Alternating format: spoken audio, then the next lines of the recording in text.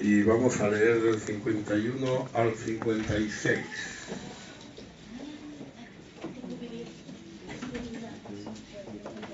Mateo 27, del 51 al 56. ¿Ven? Y he aquí el velo del templo se rasgó en dos, de arriba abajo, y la tierra tembló y las rocas se partieron.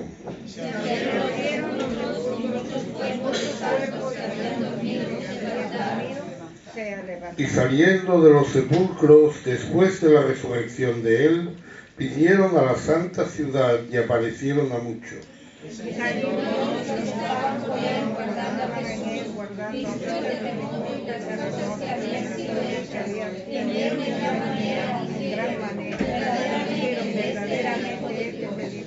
Estaban allí muchas mujeres mirando de lejos, las cuales habían seguido a Jesús desde Galilea sirviéndole.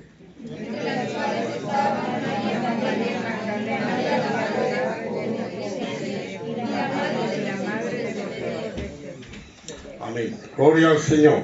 Aleluya. Pueden sentarse, hermanos. Estamos llegando al final de nuestros estudios sobre lo que sucedió en la crucifixión. Una crucifixión, como decimos, distinta, diferente de todas las demás. Hubo miles de crucifixiones en el Imperio Romano. Y estábamos viendo esos fenómenos, milagros, que sucedieron a la muerte del Señor. Recordamos aquellas tinieblas que cayeron sobre la tierra antes de su muerte. En el momento de su muerte el velo del templo se rompió, dando lugar a un nuevo pacto. La tierra tembló como demostración de la presencia de Dios. Se abrieron los sepulcros como demostración de la victoria sobre la muerte, el infierno y el mismo Satanás. Y hoy hablamos de que los santos se levantaron y saliendo de los sepulcros después de la resurrección de él, vinieron a la santa ciudad y aparecieron a muchos. Estamos pues ya en el último evento que vamos a considerar, y es el evento más extraordinario. Todos los demás hemos dicho, algunos piensan que por el temblor se rasgó el templo, se partieron las piedras. Ya hemos desmontado eso. Sabemos que ese temblor no fue un terremoto normal. Hubiera sido un terremoto normal, el templo habría caído, las cruces habrían caído, habría caído todos los edificios. Si se rompen las piedras, pues poca posibilidad había de que se mantuvieran de pie los edificios. Y también hemos visto que ese velo del templo se rasgó de arriba abajo, no fue por el temblor. Ahora decimos, después de la resurrección de él, ahí hay una frase muy interesante, es decir, el momento en que se levantan estos santos. Y esto de ninguna manera puede tener causas naturales. Ya aquí sí ya no le podemos echar la culpa al terremoto, ni al velo, ni a nada. Ya estamos hablando de una acción evidentemente de parte de Dios. Dios a veces actúa rompiendo el orden de la naturaleza. Pero la naturaleza ha sido creada por Dios. Y todo lo que crea Dios tiene un orden, tiene una secuencia. De manera que nosotros hemos conocido y conocemos esas secuencias de la naturaleza, ¿verdad? Hay meteorólogos que pueden decirle qué tiempo va a hacer mañana, porque saben cómo van a evolucionar las cosas, saben cómo van a pasar, porque siempre pasan de una manera ordenada. Es decir, que cuando ven que viene una borrasca, pues saben que va a seguir avanzando, y saben la velocidad que lleva, y saben hacia dónde va, y no hay mucha posibilidad de que esa borrasca se dé la vuelta y se vaya para otro lado. Entonces nosotros por naturaleza sabemos que las cosas pasan, y cuando las causas naturales es el orden que Dios puso en la naturaleza. Alguna vez Dios actúa rompiendo ese orden. Es lo que llamamos milagros, o en este caso, estos fenómenos que suceden. Y eso lo hace por su soberanía. Muchas cosas que suceden son por causas naturales, y esas causas naturales son predecibles muchas veces. Otras veces, cuando llegan a suceder que no lo hemos previsto, nos damos cuenta de cuáles han sido las causas naturales, y eso no tiene nada que ver con la obra de Dios personal o específica, ¿verdad? Hay milagros de parte de Dios. Hay cosas que Dios hace extraordinarias, que no se pueden decir que sean naturales ni nada. Pero muchas veces las cosas suceden de un orden natural. Todos los eventos que estamos viendo en la crucifixión los produce Dios, rompiendo normas naturales y sin intervención de nadie, como vimos. Que Dios hace un temblor, se rasga un velo, no es que caiga un rayo, no es que haya un terremoto normal, sino que todo son cosas específicas y especiales. No hay intervención de ángeles, no hay intervención de nada, lo que Dios hace. Pero cuando hablamos de una resurrección, estamos hablando de algo que sin duda tiene que venir de Dios. No hay otra posibilidad. Solo Dios puede crear vida. Solo Dios puede dar vida. Y solo Dios puede restaurar vida. Mire, si Dios puede restaurar vida, si Dios puede restaurar la vida a un muerto, quiere decir que puede restaurar la alegría a un triste. ¿No? Que puede restaurar la salud a un enfermo. Porque mire, todo eso de alguna manera son cosas que se pueden hacer, entre comillas, de una manera natural. Es decir, hay gente que se sana de una manera natural, hay médicos que a usted le pueden curar. No está triste, a lo mejor tiene amigos que le pueden consolar. Pero si usted se muere, no hay nadie que le pueda resucitar. Estamos hablando de algo que no tiene, ni puede tener una causa física que uno diga, no, esto puede venir de tal otro lado, de tal sitio. Es algo, la muerte irrevocable, algo para el hombre. Y por lo tanto, cuando estamos viendo esta resurrección, que como digo es un tema que solo menciona Mateo, son fenómenos que solo lo menciona el evangelista. Y por lo tanto, la frase que usted ha leído en la Biblia hoy es todo lo que dice la Biblia al respecto. No hay más. Y podemos suponer y podemos mirar y podemos sacar una enseñanza de ahí, pero no podemos decir qué más pasó. Eso es lo que pasó. ¿Y sucede cuándo? Después. La palabra griega que se usa es despertar. Cuando dice que los muertos se levantaron, significa levantarse o despertarse por la mañana, ¿no? Y es un verbo en griego que solamente aparece en este texto de Mateo. No aparece en ningún otro lugar de la Biblia. Es un verbo que significa eso, despertar o levantarse. Y eso fue lo que sucedió. Los santos se levantaron. Decíamos la semana pasada, los sepulcros se abrieron, pero los santos no se levantaron hasta la resurrección. Los sepulcros se abren el viernes, el día de la muerte de Jesús. Los muertos se levantan el día de la resurrección, el domingo. Y decíamos que tal vez uno diría, ¿por qué no los sacaron? ¿Por qué no taparon los sepulcros? ¿Por qué no hicieron algo los que estaban allí? Y eso es debido, yo es decir, les voy a explicar por qué no pasó. Eso es debido a que estábamos entrando en el sábado de la Pascua. Estaba prohibido completamente. En Deuteronomio 5:14.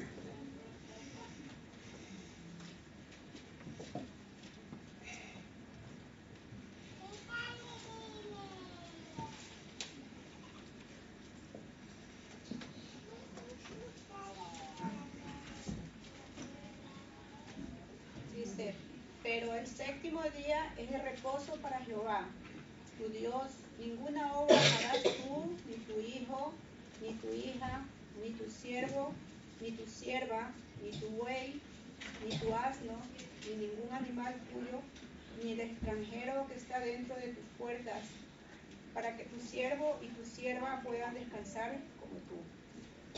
El sábado no se podía hacer nada. No se podía tapar una sepultura. No se podía tocar un cadáver, por supuesto. Por lo tanto, aunque eso quedara allí expuesto y aunque alguien pudiera verlo, porque evidentemente las sepulturas no estaban en medio de la ciudad, estaban en lugares alejados, pero si alguien hubiera pasado por el camino, hubiera visto una sepultura abierta, no hubiera podido taparla. Tenemos una ley que prohíbe obrar en sábado, una ley revolucionaria, una ley que no existía en ningún otro país ni en ninguna otra nación. La diferencia entre la ley israelita y cualquier otra ley es que en esta ley se incluye a los siervos y se incluye a los animales. Ninguna nación daba fiesta a sus esclavos. Ninguna nación les decía a los esclavos: hay un día a la semana que no vais a hacer nada. Al contrario, tal vez ese día a la semana hubiera sido el que les hubiera tocado trabajar más para suplir lo que no podían hacer sus amos. Pero la ley de Dios prohíbe trabajar igual a los amos que a los esclavos, igual a los animales que a los hombres. El número 19:16.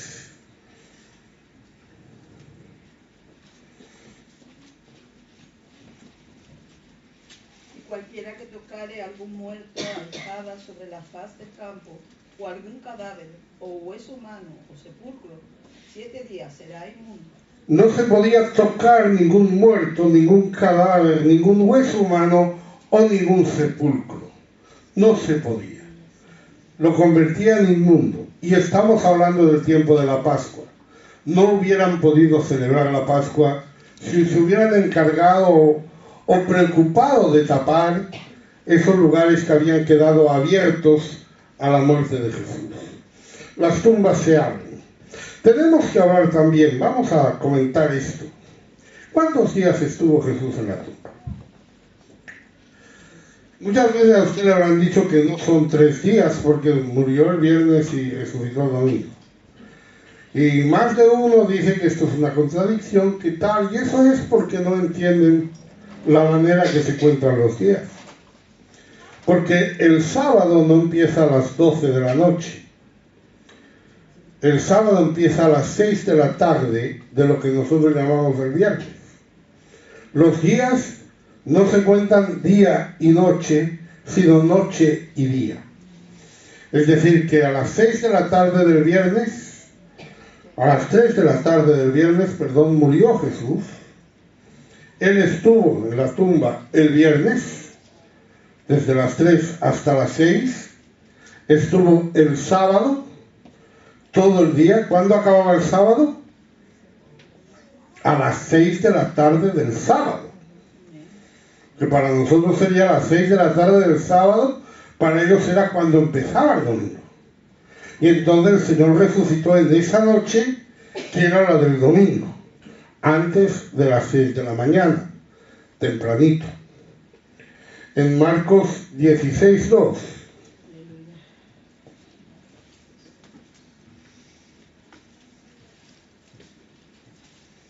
Y muy de mañana, el primer día de la semana, vinieron al sepulcro ya salido el sol. Vinieron al sepulcro ya salido el sol.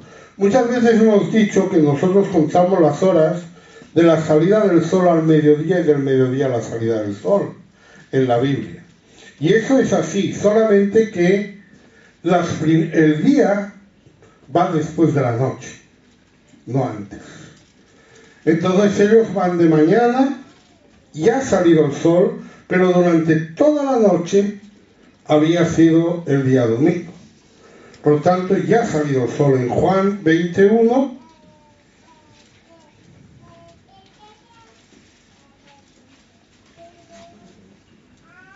El primer día de la semana, María Magdalena fue de mañana, siendo aún oscuro, al sepulcro y vio quitada la piedra del sepulcro.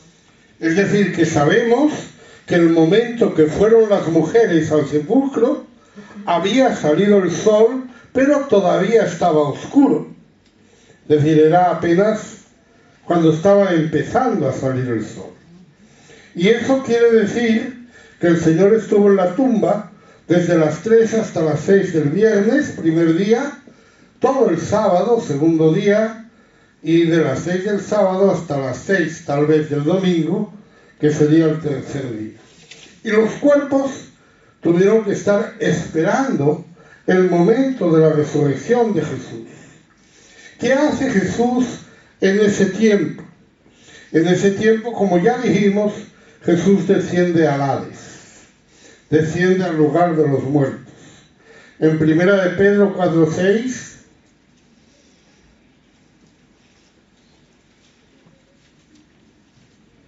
porque por esto también ha sido predicado el Evangelio a los muertos, para que sean juzgados en carne según los hombres, pero vivan en espíritu según Dios.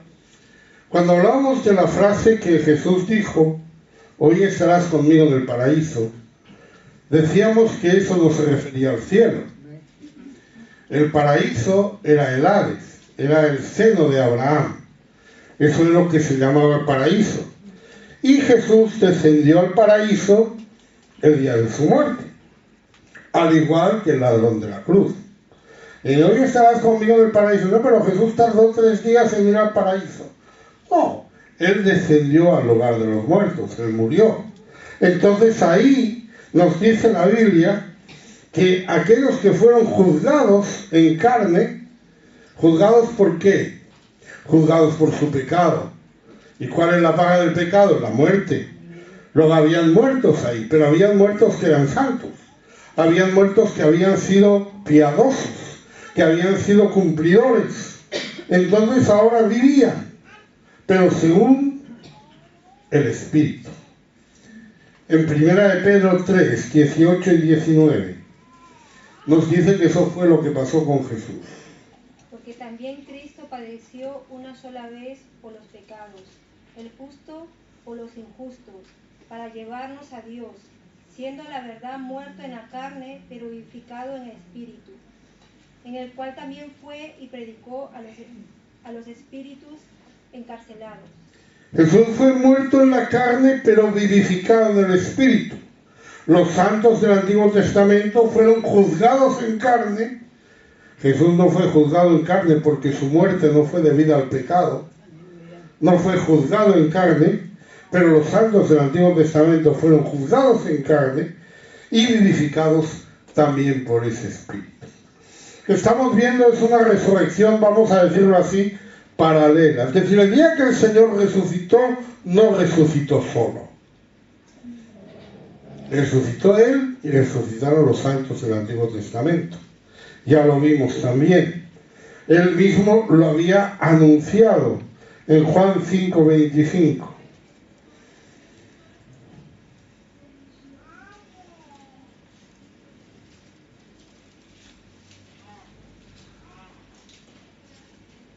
De cierto os digo, viene la hora, y ahora es, cuando los muertos oirán la voz del Hijo de Dios, y los que la oyeren vivirán. Jesús está hablando de los muertos. ¿De qué muertos? No de los muertos que van a ver en los siglos venideros, sino de los muertos que habían en ese momento. Dice, ahora es. Llega la hora y ahora es cuando los muertos oirán la voz del Hijo de Dios y los que la oyeren vivirán. Estamos viendo pues esa resurrección en el momento que oyen la voz, en el momento que el Señor desciende al Hades, y en ese momento todos oyen esa voz. Hay otro momento, en un futuro, hablamos de la nuestra. La nuestra todavía no ha sucedido. Eso está un poquito más adelante, en Juan 5, 28 y 29. No os maravilléis de esto, porque vendrá hora cuando todos los que están en los sepulcros oirán su voz. Y los que hicieron lo bueno saldrán a resurrección de vida, mas los que hicieron lo malo a resurrección de condenación. Ese sí es la resurrección final, porque ahora no están resucitando los malos. Ahora no hay una resurrección para condenación, solo hay una resurrección de santos, de gente santa, que había sido muerta en el Antiguo Testamento. Ahora lo que está anunciando el Señor es, vendrá ahora, cuando todos los que están en los sepulcros oirán su voz. Aquí no dice vendrá ahora y ahora es. En el otro lado dice viene ahora y ahora es. Y era el momento cuando Él resucitara de que los santos del Antiguo Testamento fueran liberados y resucitaran juntamente con Él. Ahora hay una resurrección final.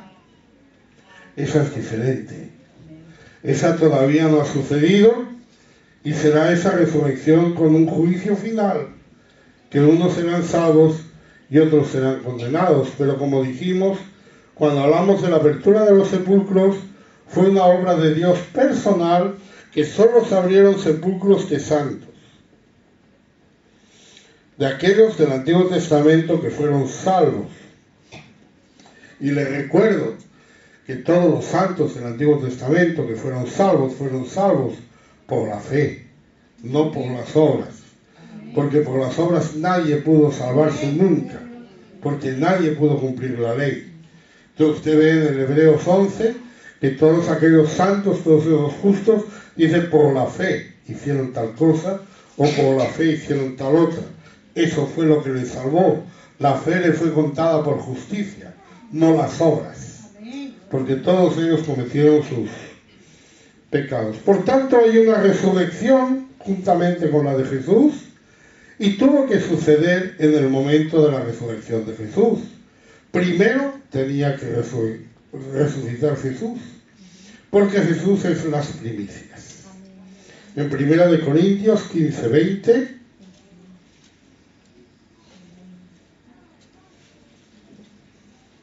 mas ahora Cristo ha resucitado de los muertos, primicias de los que duermen es hecho.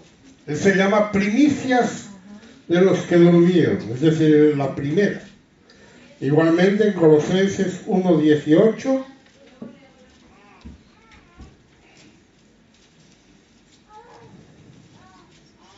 y Él es la cabeza del cuerpo, que es la iglesia, el que es el principio, el primogénito de entre los muertos, para que en todo tenga la preeminencia. Él es el primogénito de entre los muertos. La misma expresión la encuentra en Apocalipsis 1:5. Y de Jesucristo, el testigo fiel, el primogénito de los muertos y el soberano de los reyes de la tierra, al que nos amó y nos lavó de nuestros pecados con su sangre. ¿Qué quiere decir el primogénito de los muertos? No es el primero que muere, es el primero que resucita. Mire, delante de Dios lo que cuenta es la vida y no la muerte. Nosotros consideramos la muerte como el final de las cosas, pero la muerte es el principio de la vida.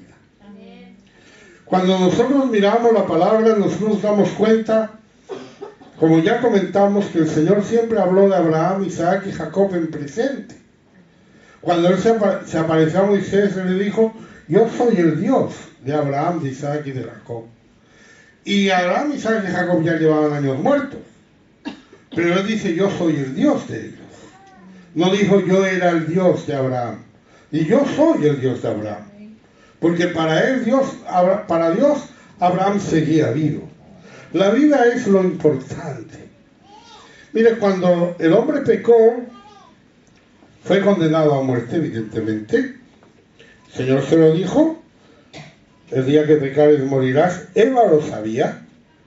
Eva le dijo al diablo, no puedo comer porque el día que coma voy a morir. Eva sabía de esa condena, pero con todo, ella tomó de ese fruto. Y Adán le cambió el nombre y le llamó Eva. ¿Qué significa Eva? Madre de los vivientes, no madre de los mortales, no madre de los que mueren, sino madre de los que viven. Para Dios es la vida.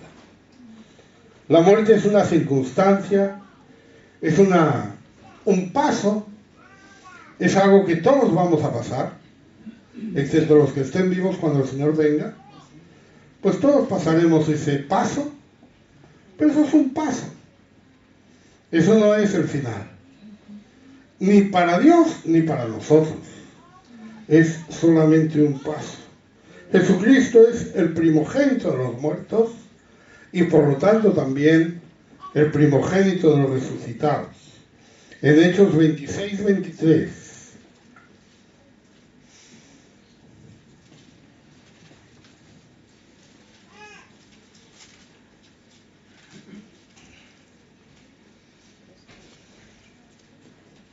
El Cristo había de padecer y ser el primero de la resurrección de los muertos, para anunciar luz al pueblo y a los gentiles.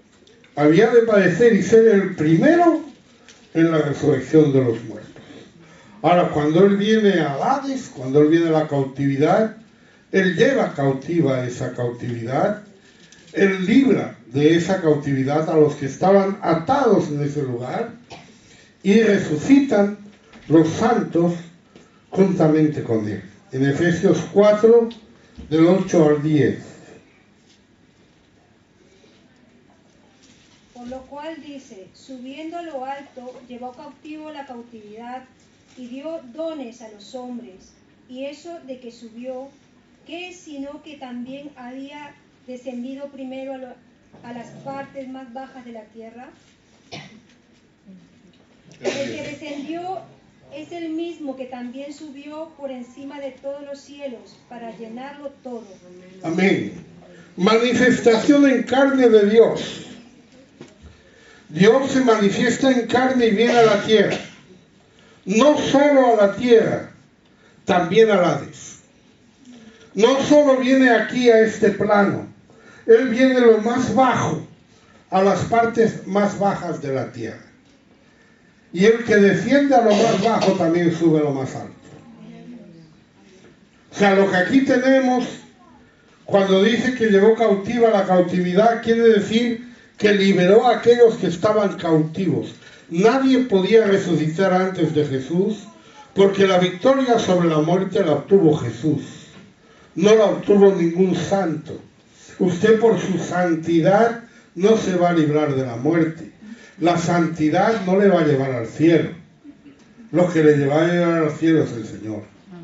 La resurrección de Cristo. De manera que se llevó cautiva esa cautividad. La cautividad del Hades fue desatada. Los santos del Antiguo Testamento salieron, porque esos santos no podían ser perfeccionados antes de la resurrección de Jesús, y por la obra de Cristo son perfeccionados. La iglesia se añade a estos perfeccionados. En Hebreos 12, 22 y 23.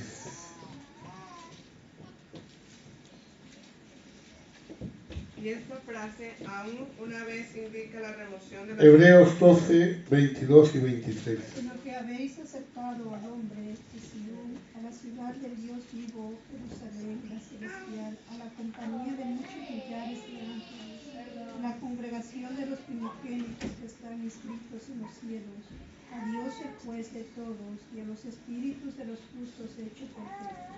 Fíjese a quién se ha añadido la iglesia. ¿A dónde se ha añadido la iglesia? ¿Quién más está salvo como está salva la iglesia? La congregación de los primogénitos que están inscritos en los cielos, esa es la iglesia. Pero ¿quién es? Los espíritus de los justos hechos perfectos. ¿Cuáles son esos justos hechos perfectos? Por la obra de Cristo. Ya lo dijimos, la obra de Cristo no solo nos alcanzó a nosotros, alcanzó a la creación, alcanzó a los santos del Antiguo Testamento. ¿Quién son esos? Mire, usted ve una lista de justos en Hebreos 11. Hombres, héroes de la fe. El primero fue Abel. Y ahí usted tiene una lista de hombres que por la fe hicieron cosas y por la fe son. Incluso sacamos de ahí un texto sobre Moisés que decía que escogió los vituperios de Cristo antes que la comodidad de Egipto, ¿verdad? Y decíamos, Moisés no eligió los vituperios de Cristo, porque no conocía a Cristo. Pero lo que él hizo tenía que ser perfeccionado, tenía que ser completado cuando Cristo obrara.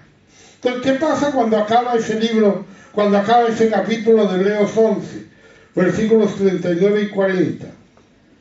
Y todos estos, aunque alcanzaron buen testimonio mediante la fe, no recibieron lo prometido, proveyendo Dios alguna cosa mejor para nosotros, para que no fuesen ellos perfeccionados aparte de nosotros.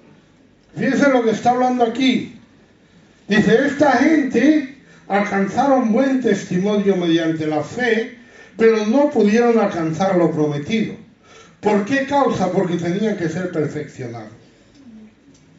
Y no pudieron ser perfeccionados aparte de nosotros, aparte de la resurrección de Cristo. Así es como nosotros vemos la muerte. Hay una gavilla mecida en la ley. Levítico 23:10.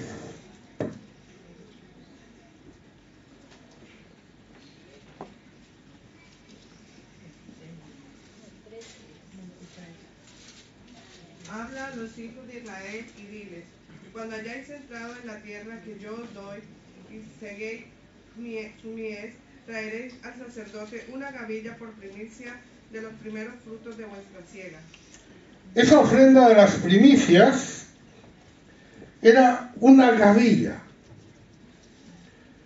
Era una ley para cuando hubieran entrado en la tierra, porque en el desierto no había gavillas. Pero cuando entraran en la tierra, cuando empezaran a producir la tierra, ellos debían traer ¿qué? Una gavilla. No un grano, una gavilla. Se siembra un grano, pero sale una gavilla. Se siembra solo uno, pero se levantan muchos. Y eso es lo que está sucediendo. En Juan 12:24.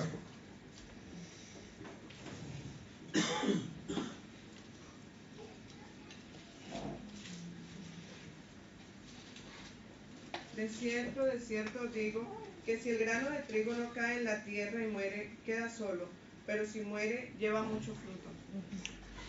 Si el grano no muere, ¿qué pasa? Queda solo. Usted tiene que sacrificar un grano para obtener fruto. No puede usar todos los granos para hacer harina. No puede usar todos los granos para hacer pan. Qué maravilla, ¿no? Poder hacer pan. Qué maravilla poder comer. Qué gozo decir, tengo tanta cosecha, voy a hacer tantos panes. Pero reserva un poquito, porque cada grano te va a dar muchos granos.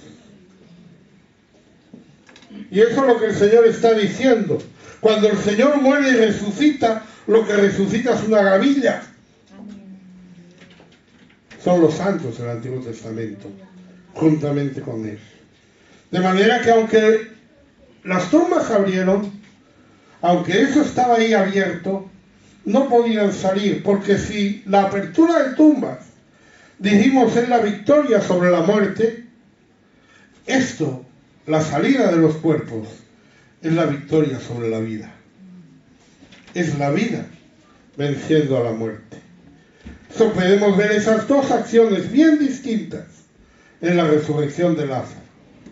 En Juan 11, 39-44. Dijo Jesús, quitad la piedra. Marta, la hermana del que había muerto, le dijo, Señor, hiere ya porque es de 4 días. Jesús le dijo, ¿no te he dicho que si creéis verás la gloria de Dios? Entonces quitaron la piedra de donde había sido puesto el muerto, y Jesús, alzando los ojos a lo alto, dijo, Padre, gracias te doy por haberme oído. Yo sabía que siempre me oyes, pero lo dije por causa de la multitud que está alrededor, para que crean que tú me has enviado. Y habiendo dicho esto, clamó a gran voz, Lázaro, ven fuera. Y el que había muerto salió atadas las manos y los pies con vendas, y el rostro envuelto en un sudario. Jesús les dijo, desatadle y dejadle ir. Primero de todo, Jesús, cuando está delante del sepulcro, dice: quitad la piedra. Primero, abrid el sepulcro. Que eso ya fue lo que hablamos la semana pasada que sucedió. Pero después, Jesús ora y finalmente clama a gran voz: Lázaro, sal fuera. Y hasta ese momento, Lázaro no salió. Son dos cosas diferentes. Una la apertura de los sepulcros, otra la salida. La tumba de Jesús fue abierta por ángeles, pero no fue abierta para que Jesús saliera, porque Jesús podía atravesar paredes. Jesús apareció a sus discípulos estando las puertas cerradas, pero se abrió esa tumba como un testimonio de la victoria sobre la muerte. En Mateo 28:2.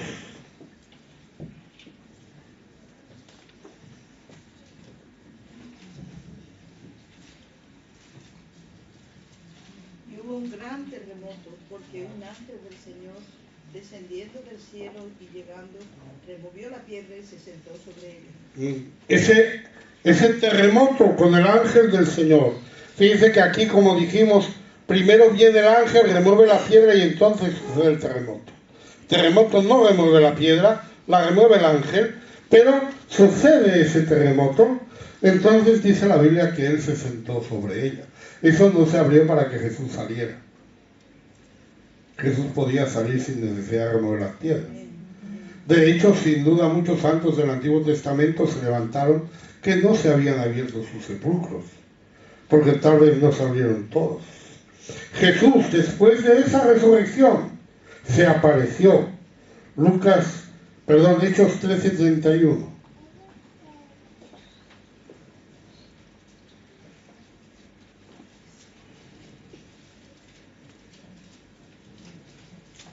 Y él se apareció durante muchos días a los que habían subido juntamente con él de Galilea a Jerusalén, los cuales ahora son sus testigos ante el pueblo.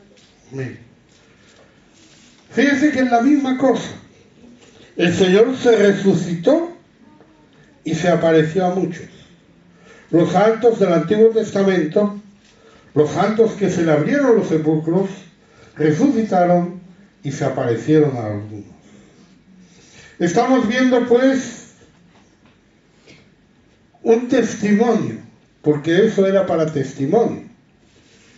Alguien vio esa tumba vacía y alguien la vio porque alguien abrió esa tumba para que la viera.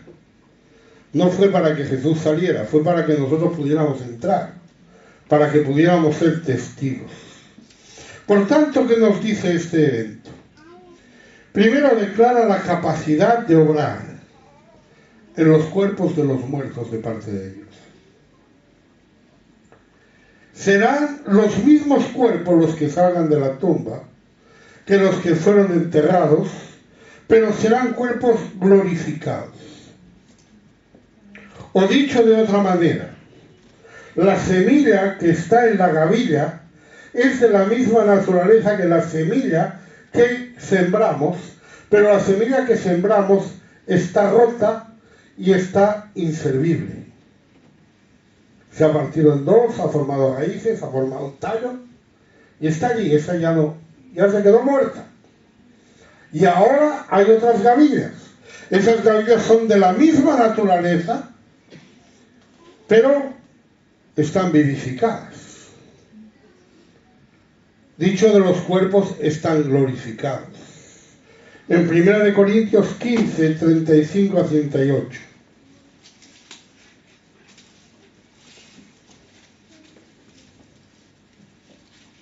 Pero preguntará alguno, ¿cómo resucitarán los muertos? ¿Con qué cuerpo vendrán? Necio, lo que tú siembras no vuelve a la vida, sino muere antes. Y lo que siembras no es el cuerpo que ha de salir, sino el grano desnudo, sea de trigo o de otro grano. Y Dios le da el cuerpo que Él quiere y a cada semilla su propio cuerpo. La pregunta es clara: ¿cómo resucitarán con qué cuerpo, y dice, lo que tú siembras no se vivifica, sino muere. Entonces estos santos del Antiguo Testamento estaban muertos. No se levantaron. No se levantaron ellos, que estaban muertos. Pero se levantaron sus cuerpos glorificados, que serían los cuerpos que Dios les dio como Él quiso. Porque lo que se levanta no es el cuerpo. Lo que se entierra no es el cuerpo que ha de salir, sino el grano desnudo. Así que estamos declarando, estamos viendo aquí la revocación, nada menos que de la muerte. No del cuerpo, el cuerpo se murió. Pero estamos hablando de la revocación de la muerte por el poder de Dios. Ustedes le dirán que todo tiene remedio menos la muerte. Falso. Porque la muerte tiene revocación de parte de Dios. Y eso es lo que estamos declarando. En Eclesiastés 12:7.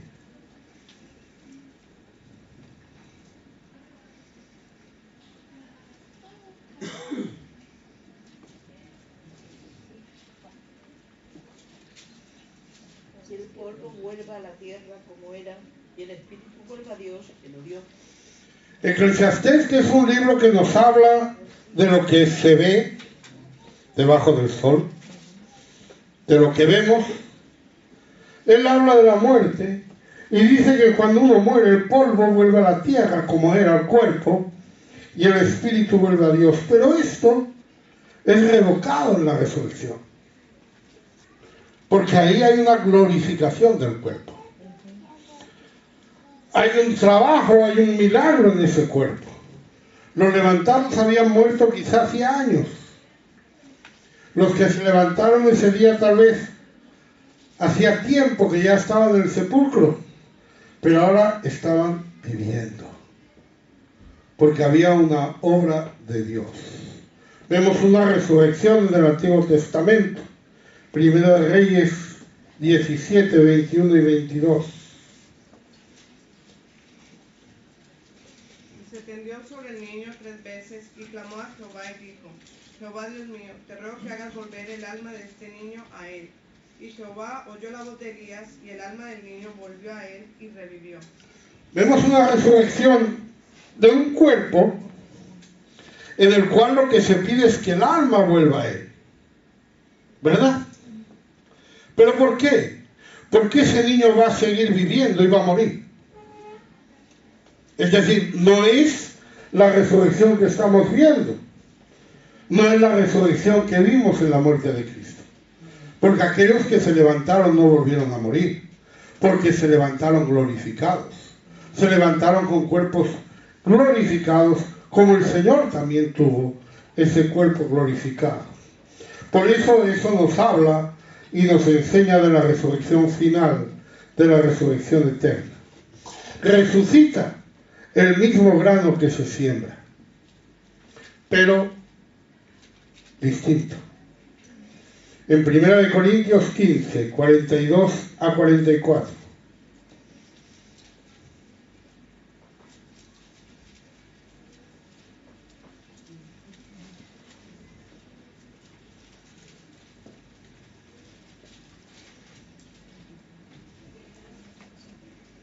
Así también es la resurrección de los muertos. Se siembra en corrupción, resucitará en incorrupción. Se siembra en deshonra, resucitará en gloria. Se siembra en debilidad, resucitará en poder. Se siembra cuerpo animal, resucitará cuerpo espiritual. Hay cuerpo animal y hay cuerpo espiritual. Es decir, yo voy a sembrar un cuerpo corruptible, resucita uno incorruptible. Siembro uno deshonroso, resucita uno en gloria. Siembro uno débil, resucita uno en poder. Siembro un cuerpo de carne, se levanta un cuerpo espiritual. Eso es lo que está pasando. Los que aparecieron fueron probablemente muertos de esa generación, que la gente podía conocer. No se aparecieron todos los santos en el Antiguo Testamento porque no los iban a conocer tampoco. Hubieran sido una invasión de apariciones. Pero aquellos que podían ser reconocidos, de pronto se aparecieron. Si hubiera aparecido Abraham, nadie lo hubiera conocido. No habían fotos, Abraham no tuvo Facebook. ¿Ah? Entonces ahí no hubiera visto a alguien ahí y hubiera dicho, mira, ahí hay una persona, o no es una persona, o no sé. Pero no hubiera dicho, ahí está Abraham, porque no sabían cómo era. Pero de pronto alguien pues vio a su padre, o a su madre, o a su hijo, o a alguien que habría muerto hace poco. Pero es que eso estaba profetizado, ¿no? Eso tenía que pasar, Isaías 26, 19.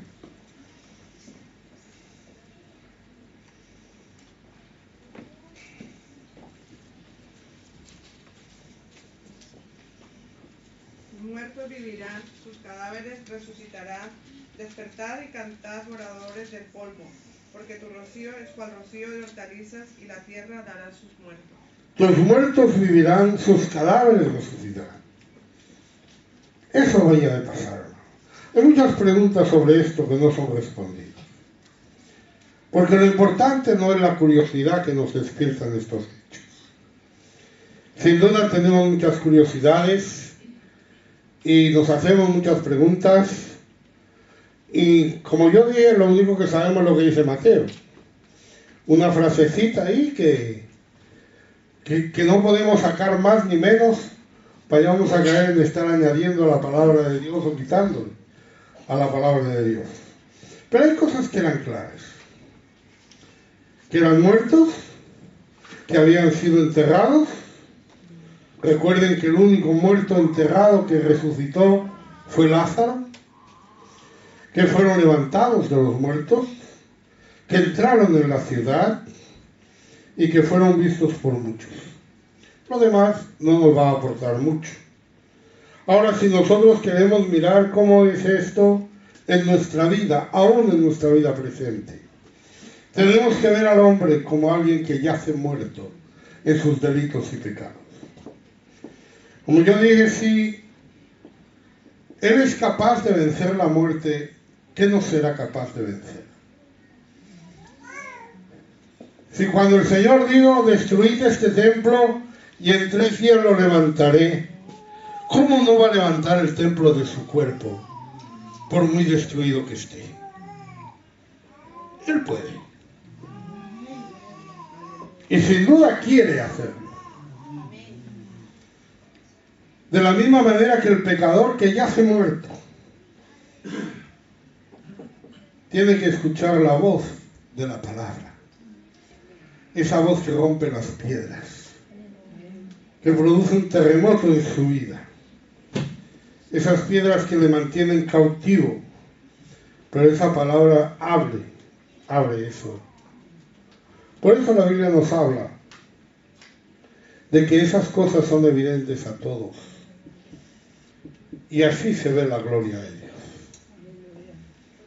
Podemos ver la gloria de Dios en la historia del hombre.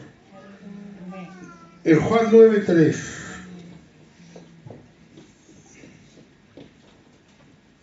Respondió Jesús: no es que pecó este ni sus padres, sino para que las obras de Dios se manifiesten en él. El ciego de nacimiento que el Señor sanó, el único enfermo de nacimiento sanado. Todos los demás sanados no eran sanados de una enfermedad de nacimiento. Pero ese ciego de nacimiento, cuando él le preguntaron quién había pecado, él dijo que eso era una oportunidad para que las obras de Dios se manifiesten. Ahora, cuando nosotros nos vamos al relato de la resurrección de Lázaro, veremos algo parecido. Juan 11:4. Oyéndolo Jesús dijo: esta enfermedad no es para muerte, sino para la gloria de Dios, para que el Hijo de Dios sea glorificado por ella. Fíjense que lo otro era para que las obras de Dios se manifiesten. Pero ahora dice, para que el Hijo de Dios sea glorificado. Estamos hablando de la vida, estamos hablando de la resurrección. Estamos hablando de la gloria de Dios. no significa que Dios enfermara al ciego. No significa que Dios un día cogiera a alguien y dijera, este que nazca ciego. Nació ciego por causas naturales, por lo que fuera. No sé qué tendría este hombre. Lo que fuera. Pero sí sabemos que sean cuales sean las causas de su enfermedad, así sean naturales, así sea que usted fue un drogadicto y destrozó su vida, así sea que usted fue un borracho y destrozó su vida, así sea que Dios le esté castigando por algo, sea cual sea su enfermedad, es una oportunidad para que la gloria de Dios se manifieste. Sea cual sea la causa, siempre hay una manifestación de Dios delante. Porque si Dios es capaz de resucitar muertos, es capaz de cualquier cosa. En la resurrección tenemos esa redención. Mire, Jesús conocía la condición del pecador antes que se lo digan. Él conocía la condición de Lázaro. En Juan 11, versículos 11 y 13. Dicho esto, les dijo después, nuestro amigo Lázaro duerme, mas voy para despertarle. Pero Jesús decía esto de la muerte de Lázaro, y ellos pensaron que hablaba del reposar del sueño. 2 días antes había recibido unos mensajeros. ¿Qué le dijeron esos mensajeros? Le dijeron, Lázaro, el que amas, está enfermo. Pero 2 días después Jesús dice, está muerto. Él lo sabe. Nadie se lo ha dicho. Los apóstoles no lo sabían. Ellos pensaban que estaba enfermo. Y cuando Él les dijo eso, pensaron que se estaba diciendo que se había dormido. Cuando un enfermo duerme, pues es bastante buena señal, ¿verdad? Siempre pensamos que está para recuperarse.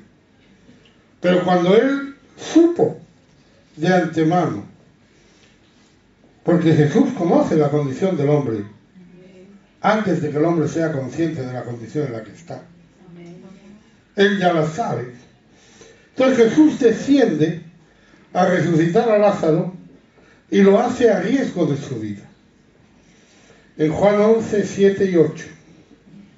Luego, después de esto, dijo a los discípulos, vamos a Judea otra vez.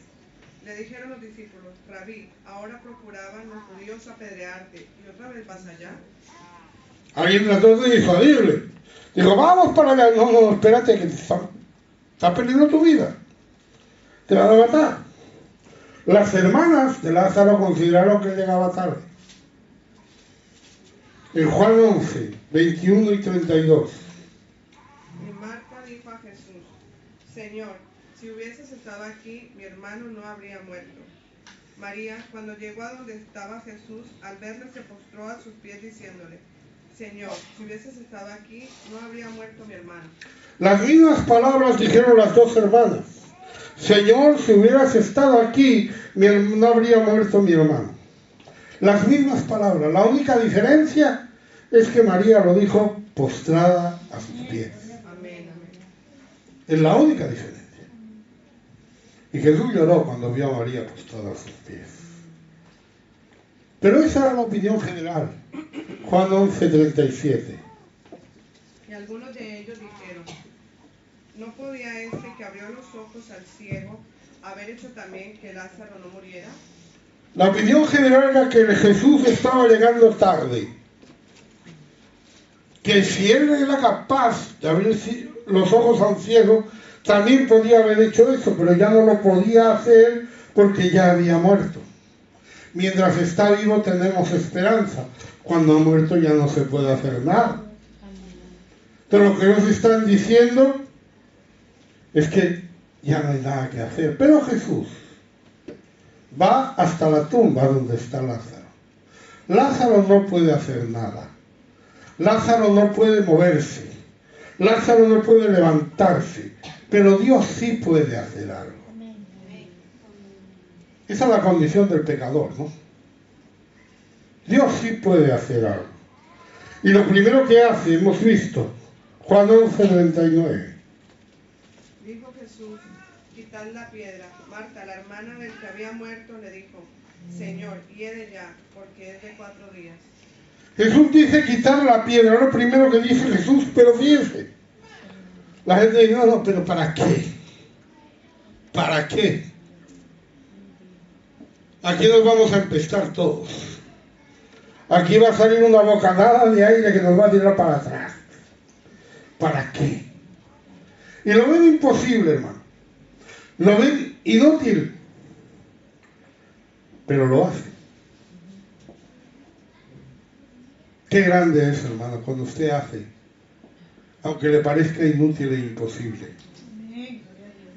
Las mujeres que fueron al sepulcro de Jesús decían, ¿quién nos removerá la piedra para poder entrar a ungir el cuerpo de Jesús? Pero fueron. Y porque fueron, vieron que la piedra estaba removida. Amén. ¿Ven?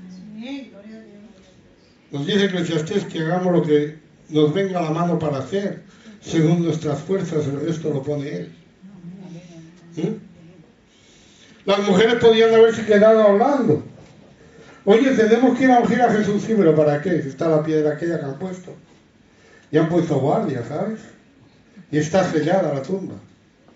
Ya me dirás tú, ¿para qué vamos? A perder el tiempo. Pero fueron.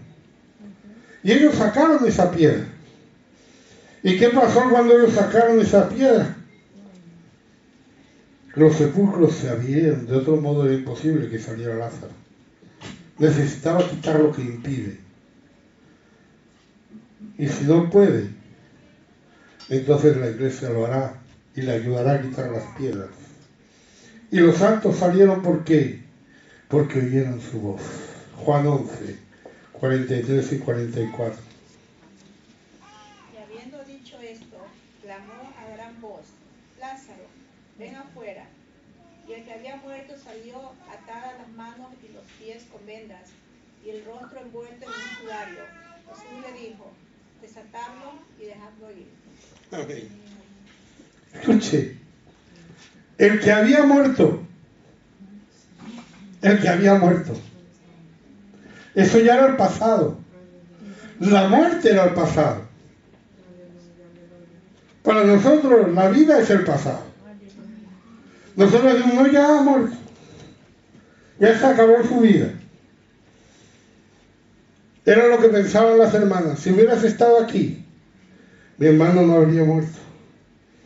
Y ellas también creían en la resurrección. Sí, en Juan 11, 24. Marta le dijo, yo sé que resucitará en la resurrección, en el día final. Ellas creían en la resurrección. Pero la muerte era el pasado. La vida era el pasado. Él estaba vivo. Yo sé que estará vivo. Pero ahora está muerto. Y no hay nada que hacer. La resurrección, hermano, no es el futuro, es el presente. En Juan 11, 25 y 26. Y le dijo Jesús, yo soy la resurrección y la vida, y el que cree en mí, aunque esté muerto, vivirá. El 26. Y todo aquel que vive y cree en mí, no morirá eternamente. ¿Crees esto? Yo soy presente. Ahora Jesús está aquí. Jesús es el que resucita. Jesús es la vida. ¿Cómo está tu vida, hermano? ¿Está en la condición de muerto en el pecado? ¿Está en la condición de destruido? No, hermano, tranquilo, ya cuando llegue la victoria con el Señor. No, hermano, si usted hubiera cambiado sus cosas antes, en este momento, yo soy la resurrección y la vida. No lamente el pasado, no espere tiempos mejores. No hay tiempo mejor que el que estamos viviendo. Hoy podemos entrar en la presencia de Dios, porque el sepulcro ha sido abierto y el muerto sale. está vivo y no hay ninguna piedra que lo separe de Jesús. No hay nada que impida que Lázaro esté en la presencia de Jesús. Aunque Juan 11:44. Y el que había muerto salió, atadas las manos y los pies con vendas, y el rostro envuelto en un sudario. Jesús les dijo, desatadle y dejadle ir. No había nada que le separara de Jesús, pero estaba atado. Y ahí entra la iglesia. Ahí entran los hermanos para desatarle. La iglesia puede y debe quitar esas piedras, hermano, y guiar a ese pecador a través de Hechos 2:38 hasta la salvación de su alma. El muerto va a salir como esté.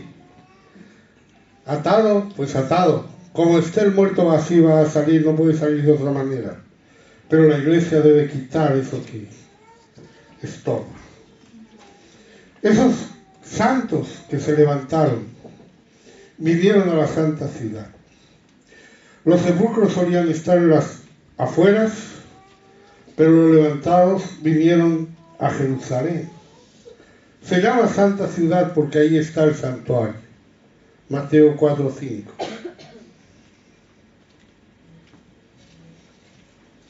Entonces el diablo le llevó a la santa ciudad y le puso sobre el pináculo del templo. Ahí está el templo, por eso la santa ciudad. Y ellos fueron a la santa ciudad. A ver, no fueron a sus casas, sino que fueron a la ciudad. A lo mejor algunos vivían en otro pueblo. Se celebraba la Pascua. En la Pascua en la ciudad se calcula que podían reunirse hasta 3 millones de judíos en Jerusalén para celebrarla. Pero estos van a buscar el lugar que Dios ha elegido. El resucitado busca siempre la vida. Y ellos allí aparecieron. No nos imaginamos a esta gente andando por el camino hasta la ciudad como si fuera una procesión de zombies. ¿Vale? Simplemente ellos se levantaron y aparecieron. No fue que fueron allí a comer con los amigos. Hola, ¿qué tal? ¿Cómo estás? Aparecieron. Ellos tuvieron la aparición. Uno vio a su padre, otro vio a su madre, otro vio a su hermano. ¿Qué sé yo? Era un testimonio de que había habido una resurrección, de que había habido una vida, porque Cristo había resucitado. Y esa es una señal profética que apunta a nuestra propia resurrección. En Ezequiel 37, 12 y 13.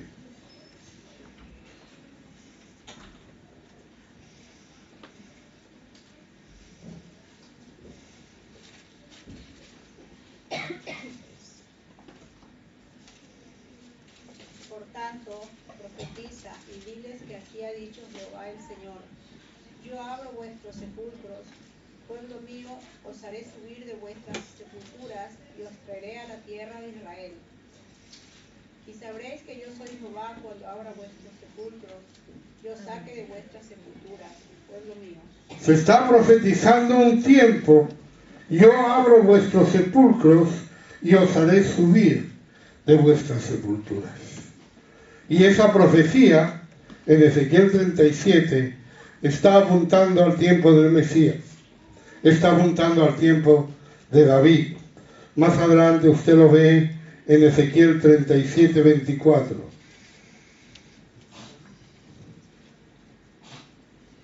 Mi siervo David será rey sobre ellos, y todos ellos tendrán un solo pastor, y andarán en mis preceptos, y mis estatutos guardarán, y los pondrán por obra.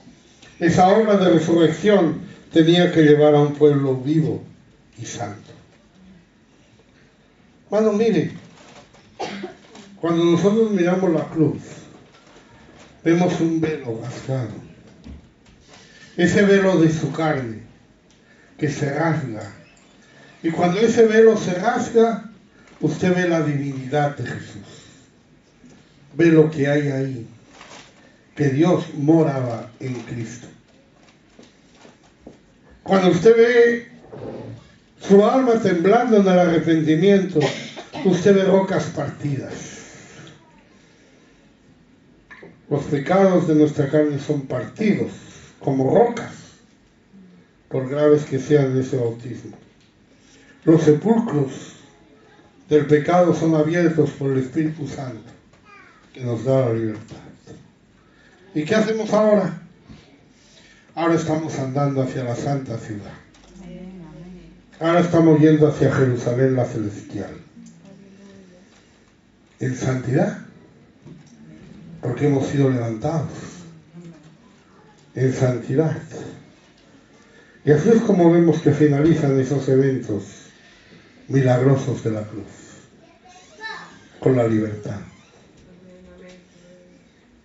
Piense que la obra de Jesús en la cruz fue tan grande, que excede a nuestra generación, que excede a la Iglesia y alcanza a los santos del Antiguo Testamento, que excede a las personas y que afecta a la creación misma, que excede a la muerte y que lleva a la vida. Tenemos la vida por el Señor, hermano. Deje que sea el Señor quien obre en su vida. Si hay que abrir sepulcros, Él los abre.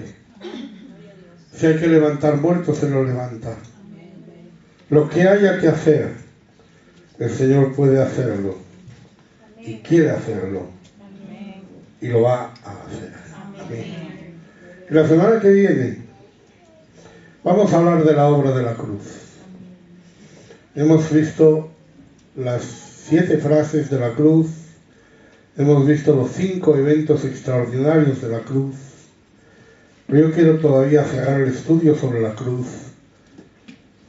con lo que representa la cruz, lo que trae la cruz, porque la cruz es el centro de nuestro mensaje. Algunos piensan que la resurrección es el centro, pero no puede haber resurrección si no hay muerte. Entonces el centro es la muerte, porque en la muerte es donde se pagó el precio de nuestro pecado y donde sobró nuestra redención. Amén, gloria al Señor. Bueno, vamos a cantar.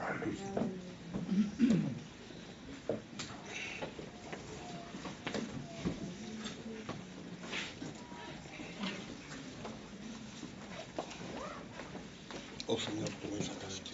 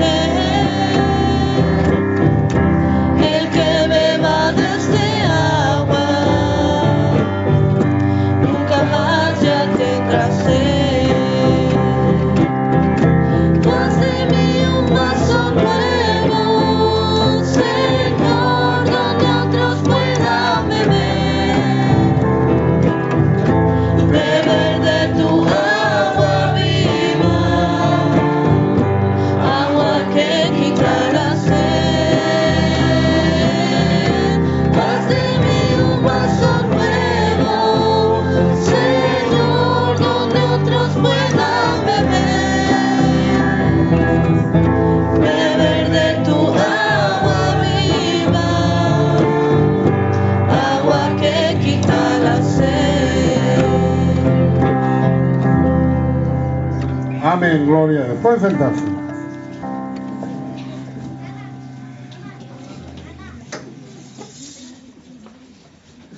A ver, los pequeñines, Gabriela, Michelle, aquí, los ponemos aquí. Espera, primero van los pequeñitos, ¿sí? Y luego ya los ponemos aquí. Bueno, nosotros hemos hablado hoy de Ra. Ra, ¿quién era? A ver, ¿qué era Ra? Era una mujer valiente, ¿verdad? Y tenía fe, Ra. Sí, porque estábamos hablando de que Ra fue la mujer que escondió a los espías. Sí, los espías. Sí, y que los ayudó, ¿verdad? Sí. Sí. ¿Y podemos aprender de ella? Sí. Sí, que tenemos que ayudar, ¿verdad?